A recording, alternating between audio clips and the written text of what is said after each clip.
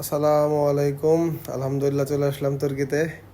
যাক, আপনাদের সাথে আজকে আমি শেয়ার করব তুর্কির এশিয়া সাইড থেকে ইউরোপে কিভাবে করে যেতে হয়, ইউরোপের সাইডটা থেকে কিভাবে করে যেতে হয়। অ্যাকচুয়ালি আমি তুর্কির যে সাইডটাতে ল্যান্ড করেছিলাম সেটাকে বলা হয় হলো আপনার আর কাদিকয়। ওদের দুইটা সাইট আছে, একটাকে বলা হয় কাদিকয় আর একটা হলো কারাকয়। কাদিকয় যেটা আছে সেটা হলো গিয়া এশিয়ার সাইটে, অ্যান্ড কারাকয় যেটা আছে ওটা হলো আমাদের ইউরোপের সাইটে।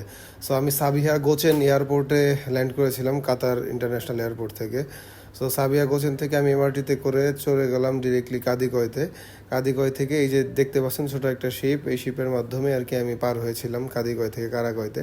যাই হোক, কারাকয় মানে ইউরোপের সাইটে একটা খুব পপুলার একটা স্টেশন আছে, সেটাকে বলা হয় মানে ফেরি স্টেশন আছে, সেটাকে বলা হয় আপনার এমিনোনু।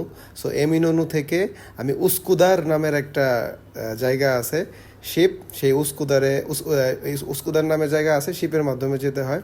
ওই সাইডের জায়গাটা খুবই সুন্দর, তো আমি উস্কুদার গিয়েছিলাম আর কি শিপে করে।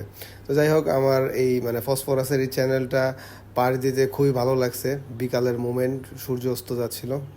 যাই হোক, ছোটো ছোটো ক্লিপগুলো আমি আরও দিতে থাকবো, আপনারা সুন্দর করে দেখতে থাকবেন। ইনশাআল্লাহ আই হোপ আপনাদের সবার কাছে অনেক ভালো লাগবে। আসসালামু আলাইকুম।